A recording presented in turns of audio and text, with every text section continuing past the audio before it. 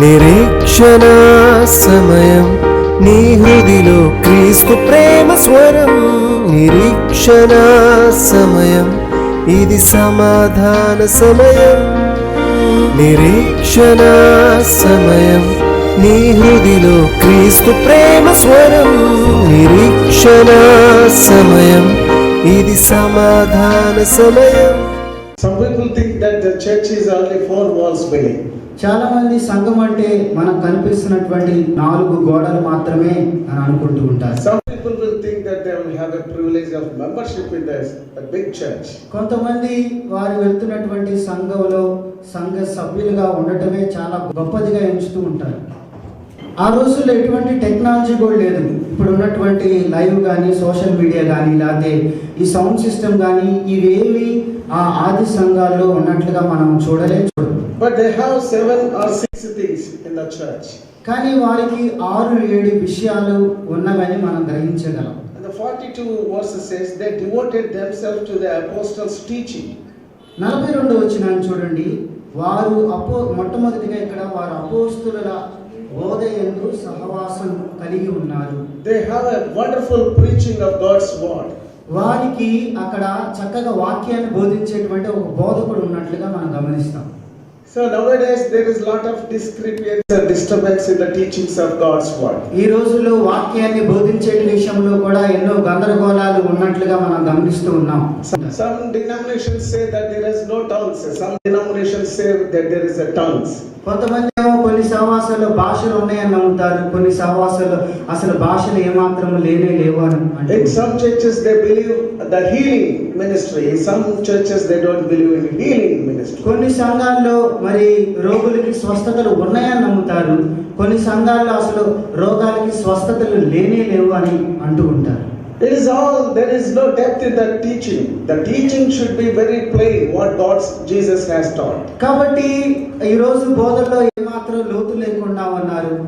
ఈ బోధనని ఎలా ఉండాలంటే యేసుప్రభు వారు ఏం బోధించారో ఆ యొక్క లోతులు సంబంధించినటువంటి విషయాలను చాలా తక్కువ మంది బోధిస్తున్నట్లుగా మనం చూస్తూ ఉన్నాం. Here the early church is having the teaching of the apostles. ఆది సంఘంలో మనం చూసినట్లయితే వాళ్ళు అపోస్తలుల బోధ అనేటువంటి విషయాన్ని మనం ఇక్కడ చూస్తాం. Who are these apostles? These apostles are with Jesus.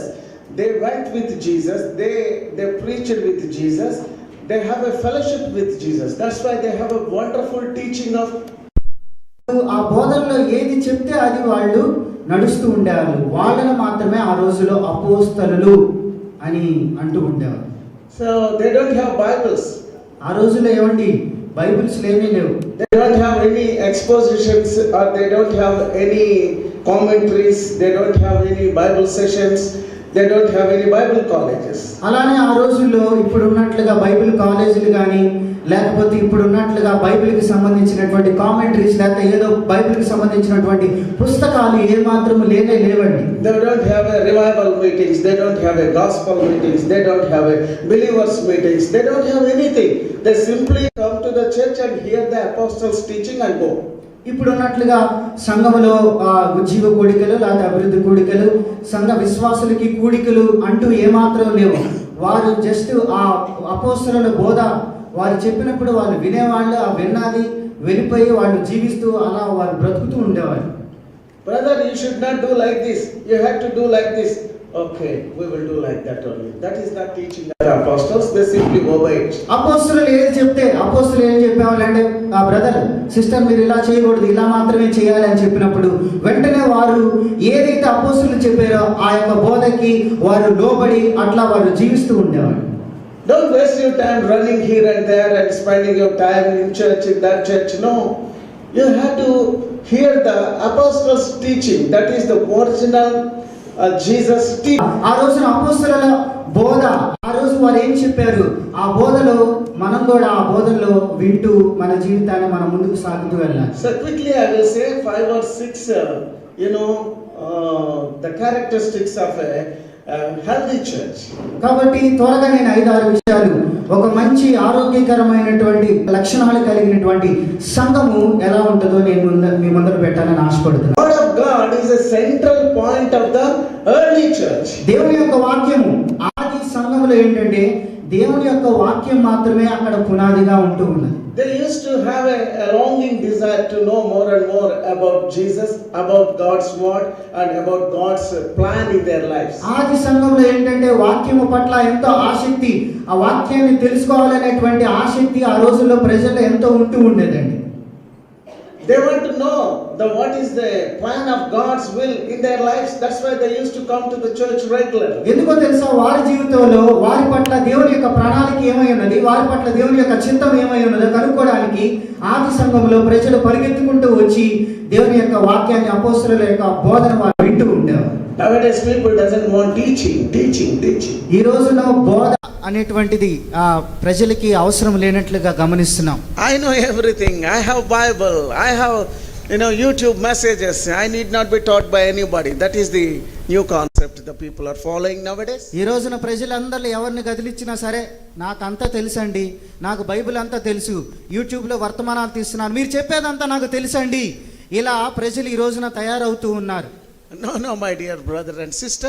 లేదు నా ప్రియమైనటువంటి సహోదరి సహోదరులారా, You must be exposed to God's word very frequently so that the word of God will go very deeply into your heart and it will change your entire personality. ఎప్పుడు కూడా మీరు దేవుని యొక్క వాక్యం పట్ల శ్రద్ధ చూపిస్తూ ఆ వాక్యాన్ని ఎప్పుడు మరి అనుకరిస్తూ ఉన్నప్పుడు తప్పకుండా అది మన జీవితంలో గొప్ప కార్యాన్ని అది చేస్తూ ఉంటది. Word of God is an inexhaustible treasure. ఏమండి వింటున్నారా? దేవుని యొక్క వాక్యం అనేది అది మనకి చెప్పలేనటువంటి గొప్ప ధన నిధిగా మన జీవితంలో అది ఉన్నదండి. Silver and gold will live, the value will last for a few days, but the word of God, if comes into your life, it will have a eternal impact.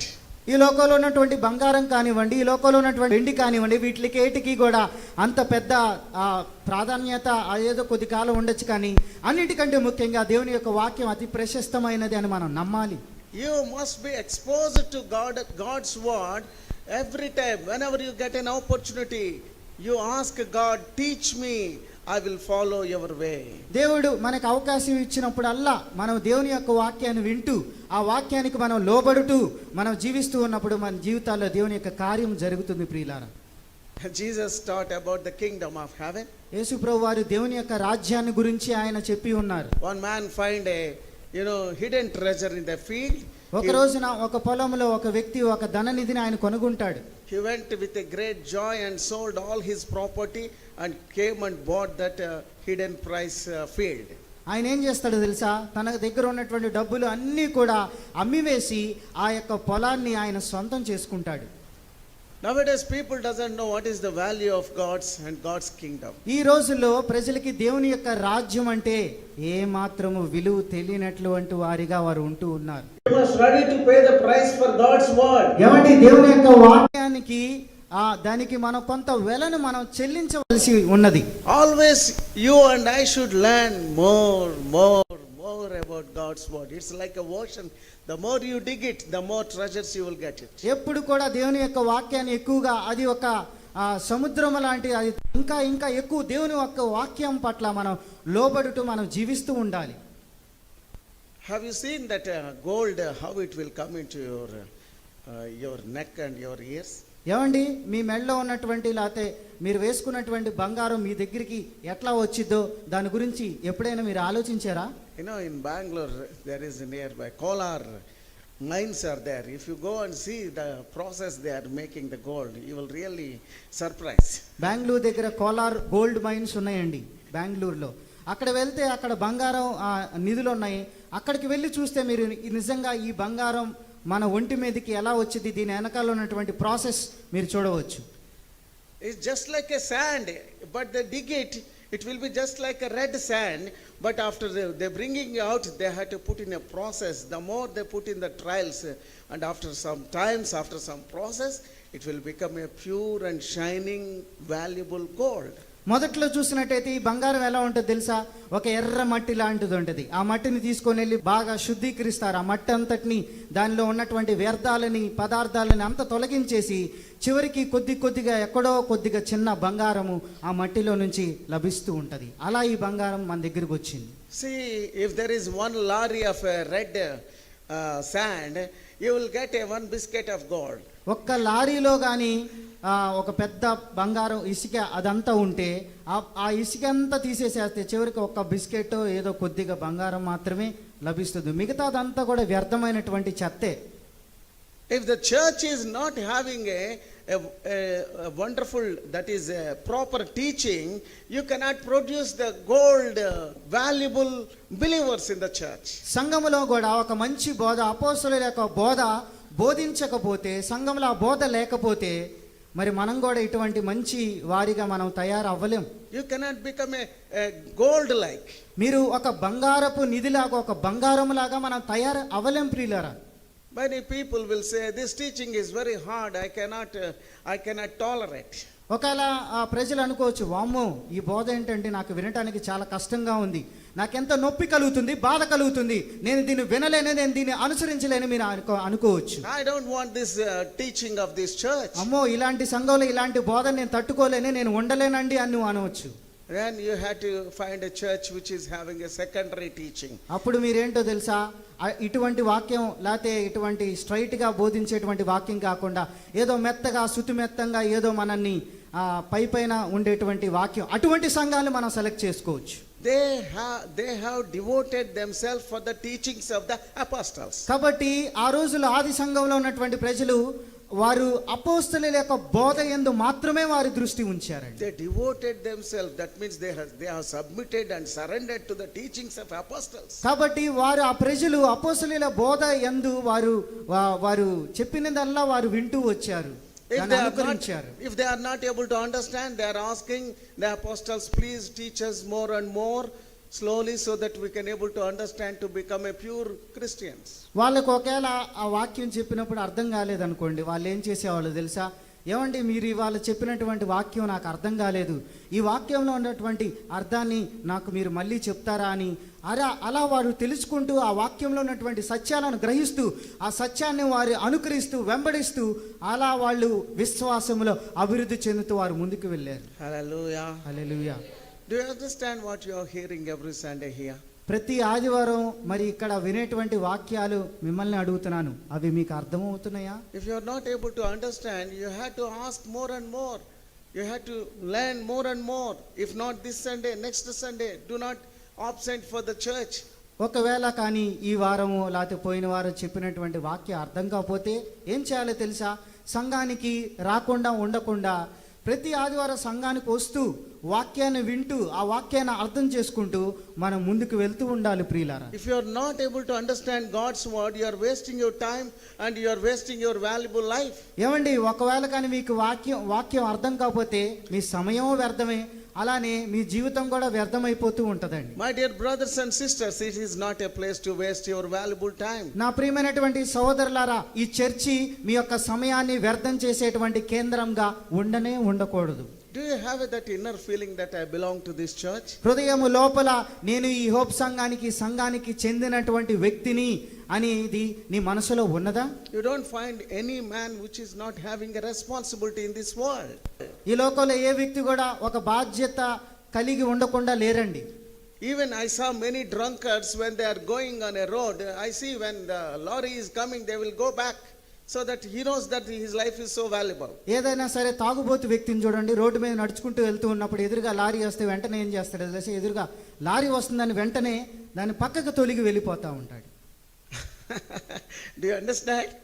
నేను చెప్పేది మీకు అర్థమవుతుందా? Even he knows that he is a responsible person for his wife and children. That's why though he is drinking, but he will escape the death. That means he is having a responsibility. కాబట్టి ఆ వ్యక్తిగా తాగుబోతు వ్యక్తికి కూడా తెలుసు, నాకు ఒక భార్య ఉంది, బిడ్డలు ఉన్నారు, కాబట్టి నాకు ఒక బాధ్యత ఉన్నది, కాబట్టి నేను చనిపోకూడదు, నేను ఎలా అయినా సరే బ్రతకాలి అనేటువంటి బాధ్యత కలిగి ఆ పని ఆ వ్యక్తి చేస్తూ ఉంటాడు.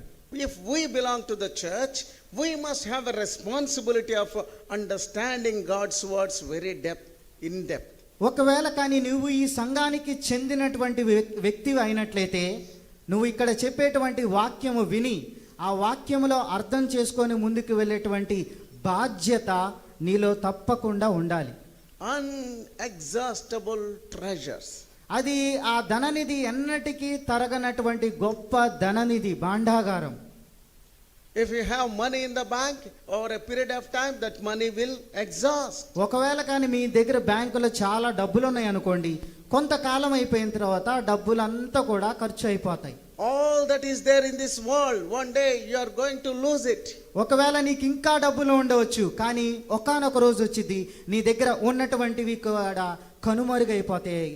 All the money, all the education, all the whatever the things, privileges you are having in this world, one day you have to be a empty, bankrupted person. ఒకవేళ నువ్వు బాగా చదువుకున్నటువంటి వ్యక్తి అయి ఉండొచ్చు, లేకపోతే నీ దగ్గర చాలా డబ్బులు అయి ఉండవచ్చు, లేకపోతే నీ దగ్గర చాలా గొప్ప ఆధిక్యతలు నీలో ఉండవచ్చు, కానీ ఒక్కటి గుర్తుపెట్టుకోండి, ఏదో ఒక రోజున వీటినన్నిటిని విడిచి ఇవి కనుమరుగైపోతాయి, వీటిని విడిచి మనం వెళ్ళవలసినదే. Only the teaching of apostles is, it is an inexhaustible treasure in this world today. కానీ నేను ఒక విషయం మీతో చెప్పాలి. అదేంటో తెలుసా? అపోస్తలుల యొక్క బోధ మాత్రమే అన్నిటికంటే విలువైనటువంటిది. అది ఈ లోకంలో ఎప్పుడూ కూడా నిలిచిపోయేది. And second thing this church is having is a wonderful fellowship. ఇది మొదటి అంశము. రెండో అంశము అంటే ఈ లోకంలో ఒక సంఘానికి ఉండవనటువంటి రెండవ గుణ లక్షణం Fellowship. సహవాసం. They are having a wonderful fellowship. వారు ఆదిమ సంఘంలో ఉన్నటువంటి ప్రజలు ఒక మంచి సహవాసమును కలిగి వారు ఉన్నారు. What is the meaning of fellowship? ఏమండి, సహవాసము అంటే అర్థం ఏమై ఉన్నది? Fellowship. సహవాసము. నాతో తెలుగులో చెప్పండి. Fellow ship. షిప్ అంటే ఏంటి? వాడే కాదు, పడవ. సరే, ఓకే, షిప్పే, వాడే. సో అందరం కలిసి వాడలో ప్రయాణం. హల్లెలూయా. ఏ షిప్లో ఉన్నారు మీరు? హల్లెలూయా. ఫెలోషిప్. సహవాసము. The fellowship they are enjoying every day is the teaching and preaching of apostles. ఆ రోజుల్లో ఉన్నటువంటి ప్రజలు, ఆదిమ సంఘములో ఉన్నటువంటి ప్రజలు, వారు బోధయందు అలానే సహవాసముయందు వారు ఆనందిస్తున్నారు. If you don't have a fellowship, right fellowship, you don't have any happiness. ఏమండి, మంచి సరైనటువంటి సహవాసాన్ని కానీ మనము కలిగి ఉండకపోతే మన జీవితం అంతా వ్యర్థమైపోయినట్లే. You will not have a happiness. చివరికి మనకి మన జీవితంలో ఆనందము, ఏమాత్రము సంతోషము ఉండనే ఉండదు. What type of fellowship they are enjoying in the early church is, oh, how are you, Francis? Why you are so looking so dull today? ఆదిమ సంఘంలో ఉన్నటువంటి ప్రజలు ఎలా ఉండేవాళ్ళో తెలుసా? ఏదైనా ఒక వ్యక్తి దిగాలుగా ఉంటే, బాధలో ఉంటే, ఈ వ్యక్తి వెళ్ళిపోయి ఆ వ్యక్తి దగ్గరికి పరిగెత్తుకుంటూ వెళ్ళి, బ్రదర్ ఏంటి మీరు వాళ్ళ చాలా డల్లుగా ఉన్నారు, ఏమైంది మీకు అని చెప్పి ఆ వ్యక్తి వెళ్ళి అవతలన్నటువంటి వ్యక్తిని పలకరిస్తూ ఉండేవాడు. Everybody will have a problem. Even Christians will have some sort of worldly problem. ఏమండి, ఈ లోకంలో ఏ వ్యక్తినైనా తీసుకోండి, క్రైస్తవుడైనా కానీ ఏ వ్యక్తికైనా కానీ ఏదొక సమస్య వారి జీవితంలో ఉంటూనే ఉంటుంది. But Christians will have the problems which are enjoyable. కానీ క్రైస్తవులకి ఈ లోకంలో ఉన్నటువంటి వారికి వ్యత్యాసం ఏంటో తెలుసా? క్రైస్తవులుగా ఉన్నటువంటి వారికి ఉన్నటువంటి సమస్యల్లో, వారికి కలిగినటువంటి సమస్యల వల్ల వాళ్ళు ఆనందిస్తూ వారు జీవిస్తారు. Hallelujah. Hallelujah. Age is not a problem.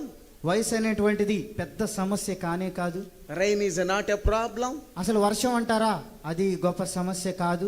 Sickness is not a problem. అనారోగ్యం అనేటువంటిది సమస్య కానే కాదు. Pennilessness is not a problem. జేబులో చిల్లి గవ్వలేదా, అది పెద్ద సమస్య కాదు. Departing from your friends is not a problem. లేకపోతే మీకు మంచి స్నేహితులతోటి మీకు ఏదైనా వైరం జరిగి వాడి నుంచి విడిపోయారా, అదేమి పెద్ద సమస్య కాదు. Whatever is there in this world, it is not at all a problem for a Christian. ఈ లోకంలో ఏదైనా చెప్పండి, అది ఒక క్రైస్తవునికి పెద్ద సమస్య కానే కాదు. And in fact, it is a increasing faith opportunity. అది ఇంకేంటో తెలుసా? ఏదైనా సమస్య వస్తే ఆ సమస్య ద్వారా, ఆ సమస్య అనేటువంటిది ఆ వ్యక్తి జీవితంలో ఒక గొప్ప అవకాశం. ఆ అవకాశం తోటి ముందుకి ఇంకా వెళ్ళవచ్చు. విశ్వాసాన్ని అభివృద్ధి చేసుకోవడానికి అవకాశం. అవకాశం. Without faith, it is not a Christian cannot survive in this world. ఏమండి, విశ్వాసము లేకుండా ఒక క్రైస్తవుడు ఈ లోకంలో ముందుకి కొనసాగడు. We need a fellowship. మనకి ఒక సహవాసము కావాలండి. The early Christians, they have a wonderful fellowship with each and every person. ఏమండి, ఆది సంఘంలో ఉన్నటువంటి ప్రజలు ఒకరి పట్ల ఒకరు ఒక మంచి సహవాసము కలిగి వారు ఉంటూ ఉండేవారు. Togetherness. వారు ఒకరంటే ఒకరు కలిసి కట్టుగా వారు ఉంటూ ఉన్నారు. They used to come to God's presence with a joy, with a happiness, with having a fellowship, brotherly fellowship, sisterly fellowship. ఒక సహోదర భావంతో ప్రజలందరూ కలిసి ముందుకు వచ్చి చక్కగా సంతోషంగా ఆనందంగా వారు కొనసాగుతూ ఉండేవారు. See nowadays, ఈ రోజుల్లో చూడండి, how many people are having so many divisions of caste and community, creed, education, uneducated. ఈ రోజుల్లో చూసినట్లయితే ఎక్కడ చూసినా మనం తారతమ్యాలను మనం గమనిస్తున్నాం, వ్యత్యాసాలను మనం గమనిస్తున్నాము. మీరు ఈ కులం, మేము ఏ కులం, మీరు ఇది చదువుకున్నారు, మేము అది చదువుకుందాం, మీరు దానికి సంబంధించినటువంటి వారు, మేము దీనికి సంబంధించినటువంటి వారమని సమాజంలో ఎక్కడ చూసినా సరే వ్యత్యాసాన్ని మనం గమనిస్తూ ఉన్నాం. The fellowship of early church, they don't have any barriers. ఏమండి, ఆదిమ సంఘములో ఇటువంటివి ఏది కూడా ఆ అడ్డంకులు వారికి లేనే లేవు. They have Jesus. వారికి యేసు ఉన్నారు. The Jesus teachings are flowing in their blood. వారి రక్తంలో చూస్తే ఎప్పుడు చూసినా సరే యేసు ప్రభు వారు చెప్పినటువంటి బోధలు, ఆయన చెప్పినటువంటి మాటలు మాత్రమే అవి వారిలో ప్రవహిస్తూ ఉండే. Their hearts were transformed. వారి జీవితాలు మార్చబడ్డాయండి. Their hearts were transformed. వారి హృదయాలు మార్చబడ్డాయండి. The word of God brought a great joy in their hearts. దేవుని యొక్క వాక్యం వారి హృదయంలో గొప్ప ఆనందాన్ని, గొప్ప సంతోషాన్ని తీసుకొని వచ్చింది. They overcame all the barriers of this physical world. వారు ఈ లోకములో, ఈ లోక సంబంధంగా వారు అడ్డుకునేటువంటి ప్రతి దాన్ని దాటుకుంటూ వారు ముందుకు వెళ్తూ ఉన్నారు. They just climbed the Mount Everest like a spiritual life. So they are all together, one heart, one life, one God. వారి ఆత్మీయ జీవితంలో వచ్చేటువంటి ఆత్మీయ జీవితంలో మౌంట్ ఎవరెస్ట్ లాంటి పెద్ద పెద్ద సమస్యలు వచ్చినా సరే వారందరూ కూడా వాటిని జయించుకుంటూ ముందుకు వెళ్తూ ఉన్నారండి. This is a physical world. ఈ యొక్క లోకం అనేటువంటిది అది భౌతికమైనటువంటి లోకములో, ఇది భౌతిక ప్రపంచం. ఇది భౌతిక ప్రపంచం. In this physical world, you have a caste, you have a creed, you are a rich or poor, educated or uneducated. కాబట్టి ఈ భౌతికమైనటువంటి ప్రపంచంలో మనకు తెలుసు ఎన్నో తారతమ్యాలు ఉంటాయి. కులాల మధ్యలో, అలానే చదువు మధ్యలో, ఇంకా అనేకమైనటువంటివి తారతమ్యాలు మనం చూస్తూ ఉంటాం. But when Jesus came into their lives, కానీ ఎప్పుడైతే వారి జీవితంలో యేసు క్రీస్తు వారు వస్తారో they stepped into the spiritual world. అప్పుడు వారు ఈ భౌతికమైనటువంటి ఈ లోకాన్ని విడిచి వారు ఆత్మీయమైనటువంటి అప్పుడు వారు అప్పుడు వారు ఆత్మీయ జీవితం వైపుకి వారు ముందుకు వెళ్తూ ఉన్నారు. పైకి వెళ్ళిపోయారు. When they went up, lower things, nothing to bother. వారు పైకి వెళ్ళినప్పుడు ఈ భౌతికమైనటువంటి విషయాలను గురించి ఆలోచించడం వారు మానివేశారు. Jesus will transform your life to become a spiritual man from a physical world. ఏమండి, physical man. యేసుక్రీస్తు వారు నీ నమ్ముకున్నప్పుడు మనం ఈ భౌతికమైనటువంటి వాటి నుంచి మనం దూరపడిపోయి మరి ఉన్నతమైనటువంటి ఆత్మీయ విషయాలను మనం పైకి వెళ్తాం. Are you understanding what I am saying? నేను చెప్పేది మీకు అర్థమవుతున్నదా? Are you in the physical barriers or you are still fighting for this physical barriers? మరి ఆర్థికమైన లేకపోతే భౌతికమైనటువంటి విషయాలతో ఆ భౌతికమైనటువంటి విషయాల్లోనే ఇంకా పోరాడుతూ ఉన్నారా? పైకి వెళ్ళలేకపోతున్నారా ఆత్మీయమైనటువంటి విషయాలకు? When Jesus comes into the hearts of the people of the early church, ఎప్పుడైతే యేసుక్రీస్తు వారు ఆ ఆదిమ సంఘములో ఉన్నటువంటి ప్రజల్లోకి ఆయన వచ్చారో they forget about everything. వారికి ఉన్న అన్ని వాటిని గురించి వారు మర్చిపోయారు. If the church is not having a fellowship with the true believers, it is not a church at all. ఏమండి, సంఘములో మరి నిజమైనటువంటి సంఘము ప్రజల్లో ఆ సహవాసము లేకపోయినట్లయితే అది సంఘము కానే కాదు. I live for myself. నేను నా కోసమే నేను బ్రతుకుతున్నాను. I don't want to know about any brother's problem, and I don't want to speak to them. నాకు ఏ సహోదరుడు మా సంఘంలో చర్చిలో ఉన్నటువంటి ఎవరి గురించి నాకు అవసరం లేదండి. వారికి ఏ సమస్య ఉందో, ఆమెకేమో సమస్య ఉందో నాకెందుకండి, నా వరకు నా జీవితం నాదే, నేను ఆలోచించుకుంటున్నానండి అని కొంతమంది ఈ రోజున సంఘాల్లో ఇలానే ఆలోచిస్తున్నారు, ప్రక్కవారి గురించి ఆలోచిస్తా. That's not the problem in the early church. ఏమండి, ఆది సంఘంలో ఇటువంటి సమస్య లేనే లేదు. And thirdly, this church is having, what to say, they have the apostles' teaching and also fellowship. And third one, they are breaking bread continuously in those church. అపోస్తలుల బోధ బోధిస్తున్నప్పుడు వారికి సహవాసం ఉన్నది. అలానే వారు తరచుగా రొట్టె విరుచుట యందు వారి నిమగ్నమై వారు ముందుకు వెళ్తున్నారు ప్రతి దినము కూడా. I want to tell the inner meaning of this bread breaking. మరి ఈ యొక్క రొట్టె విరుచుట్లో ఉన్నటువంటి ఆంతర్యాన్ని నేను మీకు బోధించాలని ఆశపడుతున్నాను. So when Jesus died on the cross, యేసు ప్రభువారు ఆ కలువరి శిలువలో ఆయన చనిపోయినప్పుడు his physical body was broken into pieces. ఆయన భౌతికమైనటువంటి శరీరము అది ముక్కలుగా అది చేయబడినట్లుగా అయిపోయింది. His sinless blood was, it was poured like a river.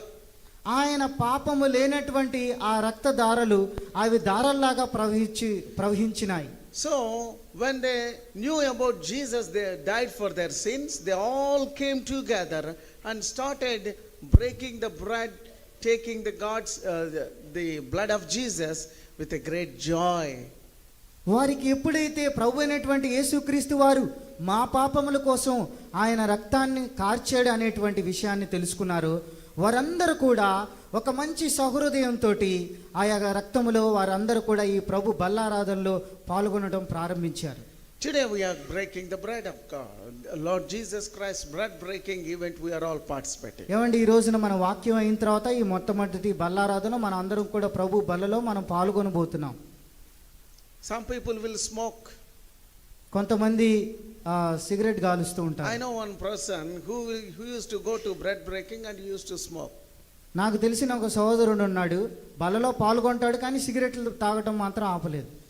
And he used to drink after having taking the bread.